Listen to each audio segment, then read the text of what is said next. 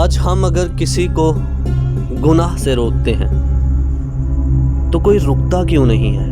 کوئی ہماری نصیحت پر عمل کیوں نہیں کرتا؟ اس کی وجہ کیا ہے؟ اس کی وجہ یہ ہے کہ جس گناہ سے ہم کسی دوسرے کو روک رہے ہوتے ہیں وہی گناہ ہم خود بھی کر رہے ہوتے ہیں۔ جب تک ہم خود کسی چیز کو نہیں چھوڑیں گے، دوسرا ہماری نصیحت پر کبھی بھی عمل نہیں کرے گا۔ قربان جاؤں میں اپنے نبی حضرت محمد صلی اللہ علیہ وآلہ وسلم پر۔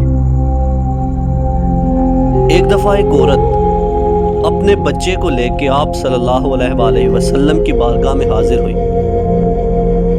وہ عورت کہنے لگی، اے اللہ کے نبی، میرے بچے کو نصیحت کیجئے، میرا بچہ شکر بہت کھاتا ہے، اسے منع فرمائیں۔ آپ صلی اللہ علیہ وآلہ وسلم نے فرمایا کہ اے بی بی، آج اپنے بچے کو آپ لے جاؤ، کل آپ اس بچے کو میرے پاس لے کے آنا تو میں نصیحت کروں گا اسے۔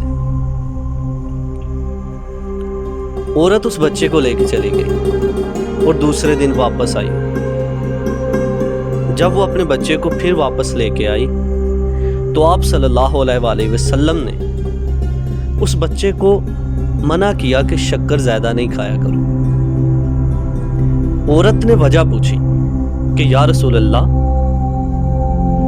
آپ یہ بات کل بھی کہہ سکتے تھے۔ آپ صلی اللہ علیہ وآلہ وسلم نے فرمایا کہ ہاں، میں یہ بات کل بھی کہہ سکتا تھا، لیکن کل میں نے خود شکر کھائی ہوئی تھی، اس لیے میں نے اس بچے کو نصیحت نہیں کی۔ آپ صلی اللہ علیہ وآلہ وسلم نے فرمایا، آج میں نے شکر نہیں کھائی ہوئی، اس لیے میں نے اس کو نصیحت کی ہے۔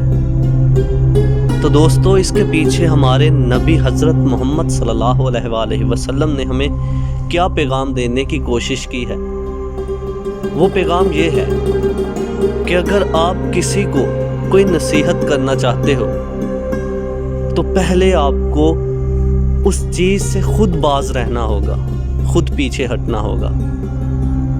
اللہ پاک مجھے آپ کو عمل کی توفیق عطا فرمائے، آمین۔